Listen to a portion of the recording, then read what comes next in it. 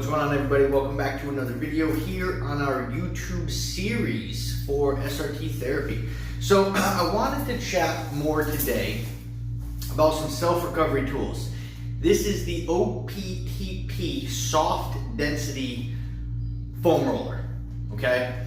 And so if your roller can't really do this, then it may be too aggressive for your nervous system. Now, it's not necessarily a bad thing if you have a harder roller. A lot of people will use those standard black ones or the trigger point rollers that have the little knobs and little bumps to them.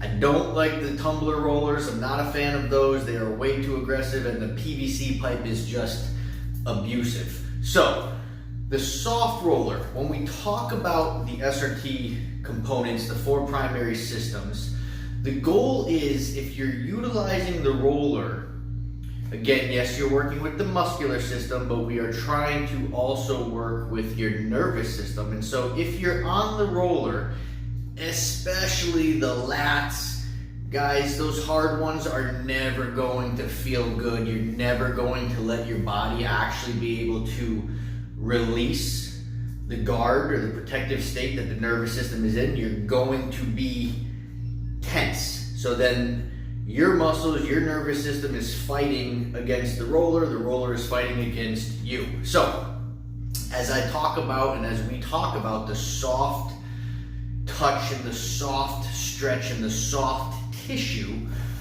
well, it only makes sense that we use a soft foam roller. And so when we're doing the foam rolling, guys, especially the lats, we're gonna just showcase here, we want to be able to extend this arm and then sink into that lat so that once we're here, we can actually allow the lats, the arm, to let go. This should be dead weight right here. If you're up here and you're holding yourself because it's painful, it's too aggressive. So let yourself just slowly start to sink in. And what we have access to is this kind of cross shearing.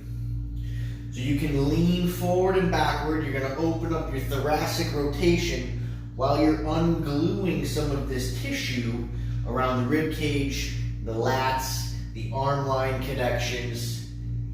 And so again, you can allow yourself to sink in. We can move the torso, okay, as we open and close.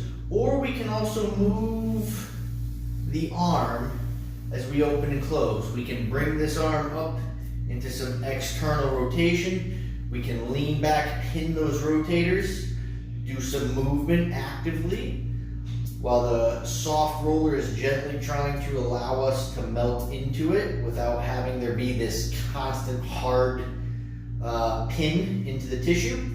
We can pull, which I like this, so you can keep this nice and close to you as you open to get a little bit more stretch.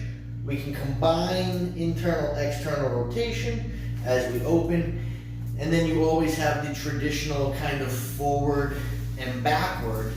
But what I like to do really is just kind of repin into a new part of that tissue, allow yourself to sink into it, and then we'll do the open, close, thoracic opener, right?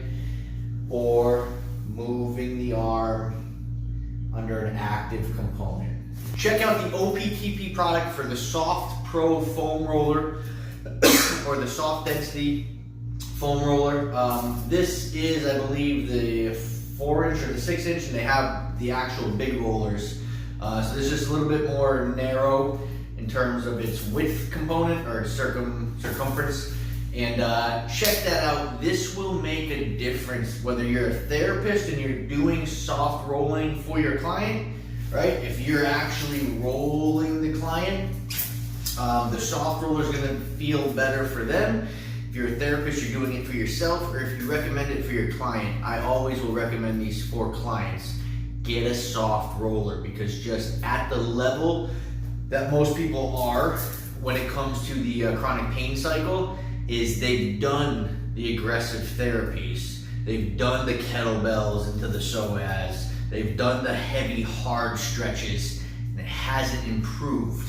or it hasn't improved to the point that we want it and it should be improving. So let's go backwards for the soft approach. Install that new data into the nervous system and let the muscles respond accordingly.